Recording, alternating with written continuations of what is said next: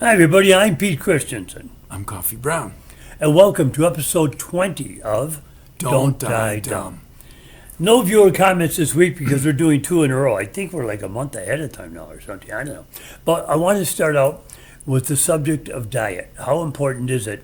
And how hard is it? For years, I ate processed food, salami and cheese sandwich. All right.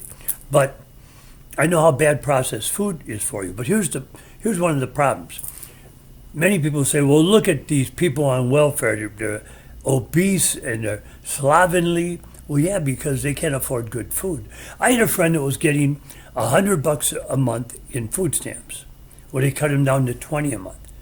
Now he eats canned food, canned meat, whatever he can afford, a lot of soups, and guess what? Canned soups, processed soups. Now he's in the hospital all the time, and guess who's paying for that? We are, because we wouldn't give him $80 a month. Diet is so important, and the fact that we want to punish people.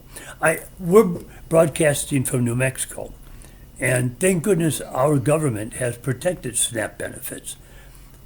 I don't think we have to worry about SNAP benefits about a mother with 4 kids trying to give them good food, as much as we have to worry about billionaires looting our treasury. But that's another subject. Let's go to diet.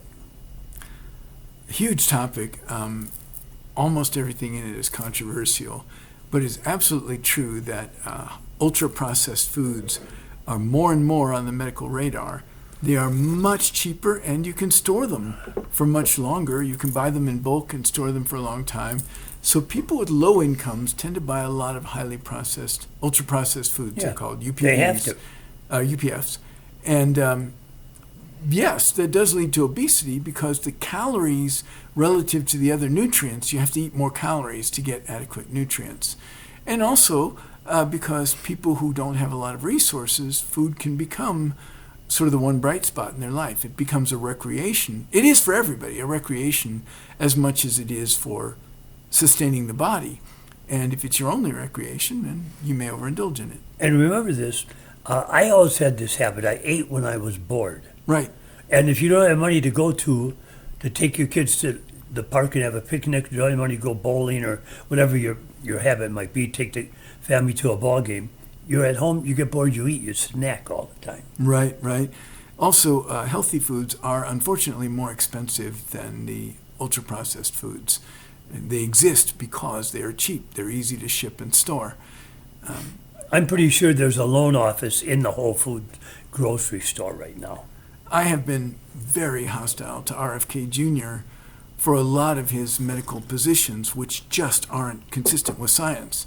But where food is concerned, he may overemphasize protein, and he definitely thinks people should have more access to steroids. That's probably not a good idea. But his emphasis on fresh fruits and vegetables, that at least is actually a good thing.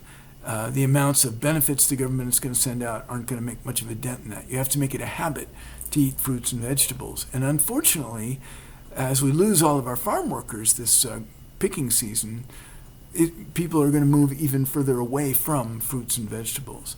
It's also worth knowing that processed meats are the most carcinogenic of the foods that most of us will ever be exposed to. Really? They cause more cancer, yeah. Now, our farmers in America make $91.5 million a year, and it might be billion, but I think it's $1 million a year, just under $1 billion, by selling their surplus food to SNAP. So this is going to hurt people all the way around. I get hungry around 10 o'clock, the worst time to get hungry. So I've been eating a lot of nuts and currants, peanuts and currants. But my stomach always feels bloated up. And that's from eating at the wrong time, I presume. What are healthy snacks that people can afford? Peanuts and currants are not bad, although there are a lot of micronutrients in fruits and vegetables that you lose during the time that they're stored. That said, and this gets really complicated really fast, sorry, a lot of vegetables, you can't really access the micronutrients unless you cook them. And but most fruits you can and should eat raw. Many or most vegetables you can and should eat raw, but you need to know which ones to cook and which ones not to, and that's very easy to look up online. Also, it turns out that beans, and this varies a lot from one kind of bean to another, but things that are in the true bean family have a category of molecule in them that upsets a lot of people's stomach unless they're adequately cooked. So the nutritional qualities of beans are not harmed by cooking them thoroughly, but there is a negative effect of beans on your gut, which is prevented by cooking them thoroughly. And that means soaking them for 12 plus hours and then boiling them for, depending on the bean and also on which recommendations you're reading, somewhere between 10 minutes and an hour. So it can be pretty long. I don't know how long you've been living in Disneyland, but the average person isn't going to do that. 10 to 12 hours of soaking the beans and You know then what? cooking them? Buy canned beans and refried beans. It's cheaper and easier to do it that way anyhow. I wouldn't put in the effort. So yeah, just buy canned or refried beans. Let me talk to you about salads real quick. Salads, people say it's rabbit food, it's boring. Make it unboring. I eat salads probably twice a day for breakfast and as a snack at lunch, a little later in lunch. And what I do is I throw everything in there that I like. Not only lettuce and tomatoes, I put in green olives. I put in sometimes chopped in half grapes. I put in maybe some shredded cheese, but very rarely, and feta cheese sometimes. All the things you like, throw them in there. You'll find when you drown it in dressing, it's all good. When you drown in dressing. I was right with you till then. Pete's teasing me because I never use any dressings or sauces. It's too dry. I gotta, All the calories in most people's salad comes from that. Well, you know what? I'll throw nuts in my salad, and they accomplish kind of the same thing. Yeah, walnuts Just a are great different in approach salad. to it. Yeah. So if you're going to use dressings and oils like vinaigrettes and oil and vinegar dressings, that's fine. Use extra virgin olive oil. When we were growing up, carbs were better than fats. Fats were the bad guy, and carbs were what was left. Simple carbs and complex carbs are very different. But where I'm trying to go with this is there are healthy fats. Fats are not all one thing. Trans fats and saturated fats you do want to avoid. But unsaturated fats can actually reverse some of the cholesterol plaque that's already in your blood vessels. Well, I think that the majority of snacks, potato chips, high in salt, high in oil, deep fried, anything deep fried, and people love it. I love fried chicken and I love pecan pie. I have fried chicken the first day of fall, pecan pie the first day of spring, and that's it. I try and stay away from because they're so bad for you. And it's hard for people. You'll find if you're eating bad, you're always hungry because your body isn't getting the nutrients it needs. Is that correct? That's kind of true, yeah. This is going to make you sad. There are no healthy fried foods. And here's the reason. Bastard. When we say saturated fats, we mean fats that have had hydrogen stuck onto them. They are hydrogenated. That means the same thing as saturated. And the way that you saturate fats is to heat them above their smoke point. So you can take a super healthy oil like extra virgin olive oil, which is probably the best of the bunch. And canola oil is also up there. But when you fry, you heat it up and hydrogenate it. So what had been a healthy unsaturated fat becomes a saturated fat. Yeah. And we intentionally hydrogenate these fats because they're stiff at room temperature. If margarine were not hydrogenated, it would be oil. So to give it the body that people like, we hydrogenate it, we stiffen it up. Even in potato chips, they would be runnier, they'd be drippier if they weren't hydrogenated fats. And the net effect of all this is that you make healthy fats unhealthy when you hydrogenate them, when you fry with them. So as long as I can fry something, as long as I don't get the oils to smoke, it's okay. Yeah, but I don't think you can fry that way. I like couple a potato, couple eggs, and toast for breakfast. Any way to make that healthy? Yeah, sure. You can use PAM, so you're not pouring oil into the pan. You just spray the pan and get a little non-stick coating on it, and then you can fry your potatoes and eggs in there, and that's fine. You could boil potatoes. Now, there is a class, and the story is complicated, but the application is really simple. There is a class of starches that is hard to digest. They become insoluble fibers.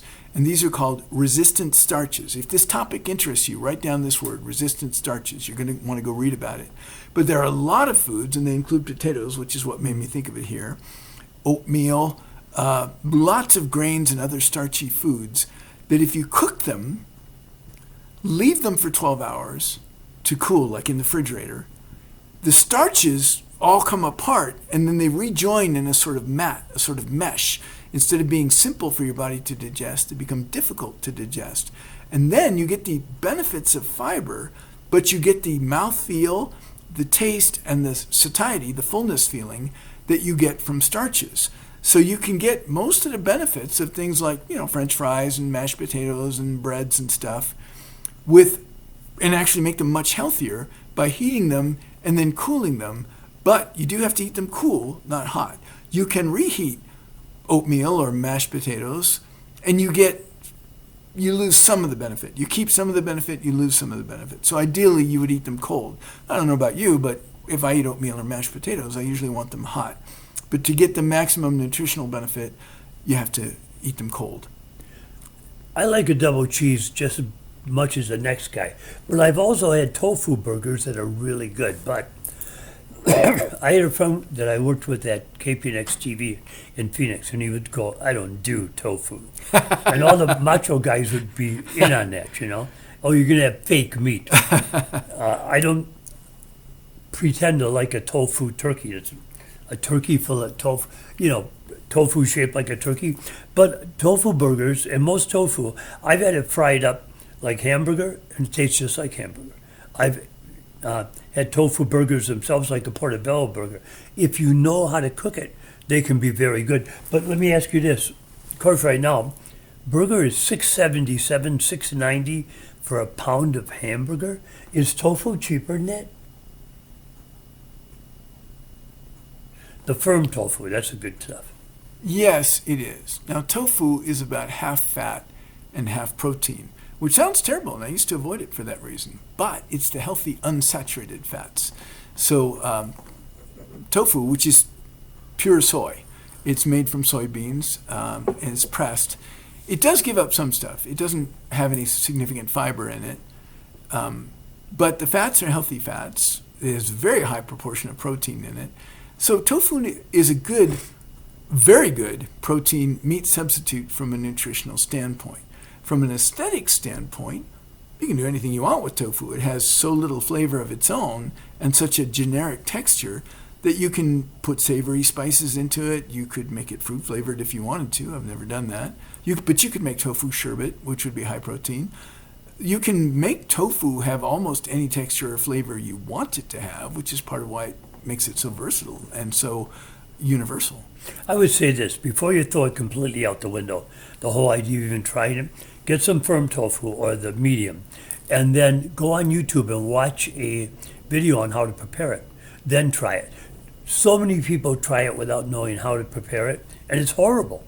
If you know how to prepare it, it can be very good and very healthy for you.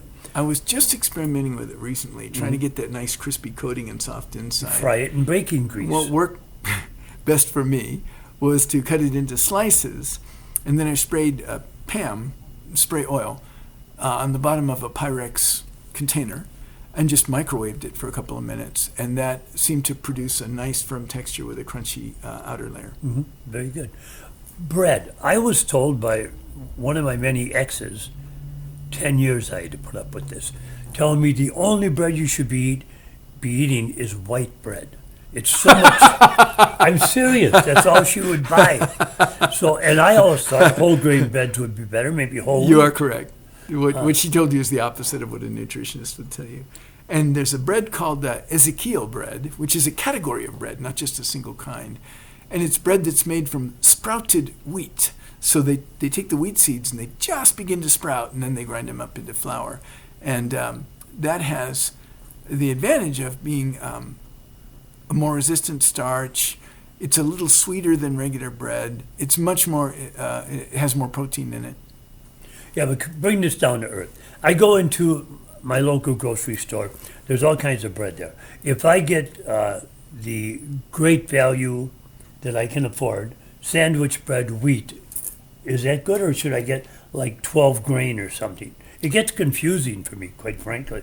I'd have to look at it, but broadly speaking, the coarser the bread and the more grains that are in it, the better. Okay. For most of us, gluten is not a problem. It's not like, since some people have gluten problems, all of us should avoid gluten, unless you actually have a specific allergic response to gluten allergens. Gluten is the protein in wheat, and it's part of the reason that wheat is a staple all over the world. But there are many, many other grain options. It's easy to get gluten-free bread if you need to. Rice and beans. Pretty basic, right? That is probably the staple in the majority of the world. It's also something nutritionists highly agree with. And there are, as you may know now, a number of vegan triathletes, and rice and beans tends to be quite the staple for them. If you're going to go that route, recognize that beans are your primary source of fiber and protein, and using more than one kind of bean can hedge your bets. The rice basically is just adding calories. So if you need to pad out your calories to feel more full or for your budget or something, you can use rice in that way. But rice is kind of Asia's answer to potato chips and popcorn. The biggest difference is that rice has less oil in it than potato chips and popcorn do. Is Native American rice or brown rice better? Brown rice is not in the same botanical family as white rice. It's a completely different plant. I don't know much about the nutritional difference, but it has a lot more fiber in it than white rice does. Most Native American rice is black, by the way. Yeah, it's dark brown in color or black Yeah. in color. And I think it's the same as wild rice, right? Yeah. Yeah. So much higher in fiber, but beyond that, I don't know the nutritional comparison between the two. Now let's get back to the original question. Late night snack. Other than nuts and berries, what's a good late night snack? A good late night. And I'm talking about the lesser of evils. Well, we can do better than that. A good late night snack is a high protein snack.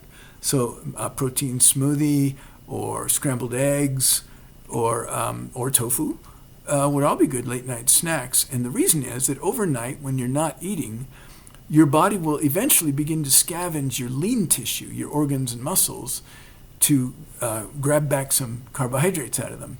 It's a chemically complicated process. Your body doesn't like to do it.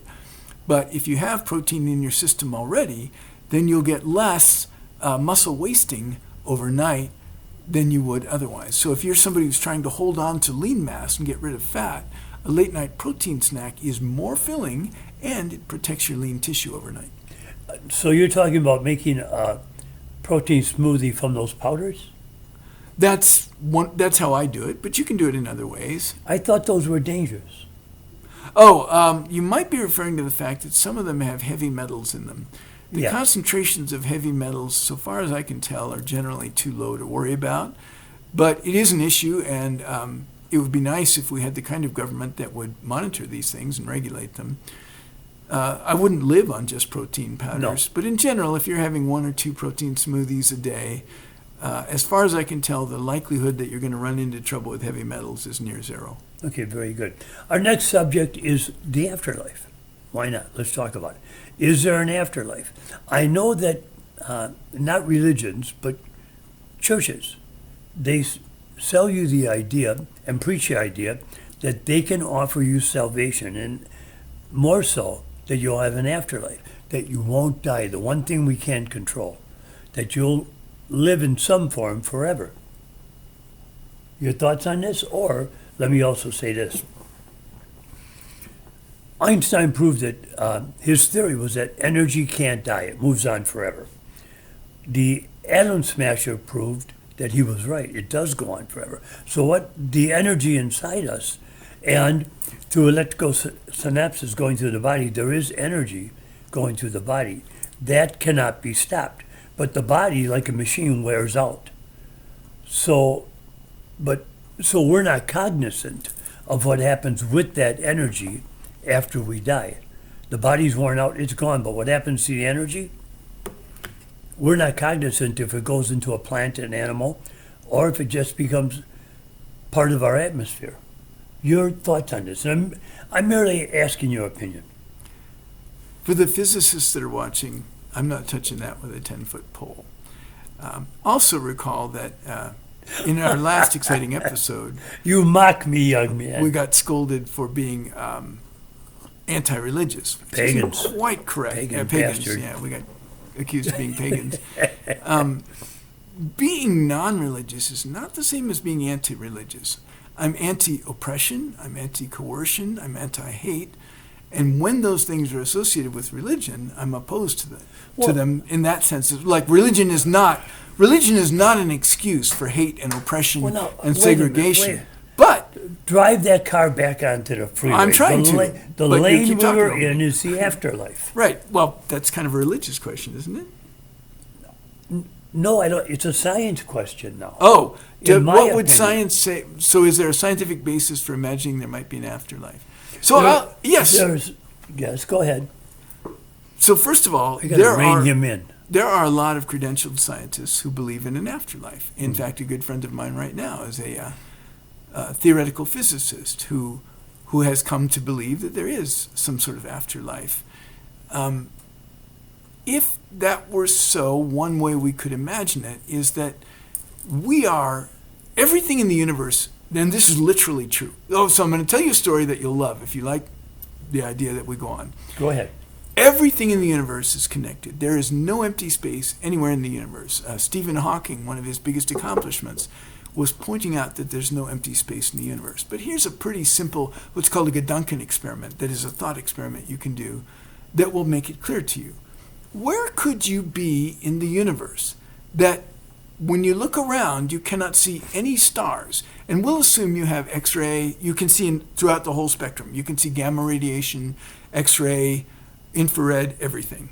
There is nowhere in the universe, not the tiniest subatomic space in the universe, that isn't being crisscrossed right this very second by electromagnetic waves of various frequencies, including the cosmic radiation from the initial bang that started the universe. There's no empty space anywhere in the universe. And all of these electromagnetic waves work with each other. All of matter is hypercondensed energy. That's E equals mc squared. That's what Einstein worked out. So what we call matter is super dense packets of energy. There's nothing in the universe that isn't interacting with everything else in the universe. You and I, living right now, leave our fingerprints on the universe. Physicists call this information. Mm-hmm. We change every particle of light that touches us, every X-ray that passes through us. Even muons eventually are affected by the matter that they pass through. So your existence makes the universe different than had you not existed. That is something physicists are pretty adamant about. Does that in some way preserve your personhood? I don't have a model for that. I can't address that. I will say this, though. I don't care, and here's why. I think I should live my life as if I were going to be judged afterward, because I'm being judged right now by me. I own a mirror. I have to look at that guy in the eye. And so I live my life as if I were living toward some sort of judgment in the future, because I want to be somebody I would respect. So I don't actually care if there's an afterlife or not. It won't change the way I live this one. So you agree kinetic energy does not stop when we die, and we have it inside us. Right. All of the energy that's in us and the matter that's in us continues to be part of the universe. It's the coherence of it that I flinch at. Yeah, we don't. Once we're gone, we are not cognizant of anything happening. So Okay. you basically agree with me. I mean, I had a dream once. I was probably 13 or so. In this dream, I fell off a high cliff and hit the ground and died. You know, they always say if you die in your dream, you'll actually die. Well, I died in this dream, and I didn't die. My physical body didn't die. But this dream didn't stop when I hit and died. It continued. I basically decomposed, went into the ground, and all of the atoms and molecules in me became part of grasses and plants, and then the animals that ate those grasses and plants. And I felt wonderful about the sense that I was part of this continuity of life. Other people might have felt horrible about it, but for me, it was really positive. And because everything in it is actually what happens in the real world, I didn't wake up and go, oh, it was just a dream. I woke up and said, oh, it's nice that I have this feeling of continuity with the past and the future. I made a living as a stand-up comic. I died many, Many times. times. In fact, the smell, I'm telling you. Oh, brother. So is it healthy, mentally healthy for people to spend their lives preparing to die? For every week to say, I'm going to heaven, I'm going to do it. Things are going to be okay. I don't care what I'm suffering through down here. I had people, my friends in Mexico, tell me, well, love conquers all. Wasn't that what the Communist Manifesto from Mao? Well, they have no shoes. Well, they're in love, it doesn't matter. Well, they have no food, but they love their children and family, that doesn't matter. 30 million people died, it doesn't matter, because they had love. Come on with that. What are you selling me? So Is it healthy? That was the question. if the concept of an afterlife relieves you from fear, from what's called the existential fear that you will someday end, and if believing in an afterlife relieves you of that fear and allows you to continue your life, that seems like a good thing to me. By the way, I'm just shooting from the hip. This is just a personal opinion. I have no expertise on afterlife stuff at all. But if, on the other hand, as it was with slaves, it's used to get you to ignore your current life because, hey, things will get better later, then I see it as a way of cheating people out of what they're entitled to. I hope that's not the finance company. I wouldn't sacrifice this present life on the altar of a potential future life. I think even if there is an afterlife, even if there's a God and they're judging what we do in this life, if you waste this life, that's what you get judged on. So I think you should fully engage with your life now, and if it helps you to believe that that's not the end of everything, that this is preparation for yet another life, great, run with that ball. I got no problem with it and no reason to say it's wrong. In my opinion, the worst thing you could do to another human being is take away their hope. You never crush a person's dreams because, quite frankly, sometimes that's all they've got.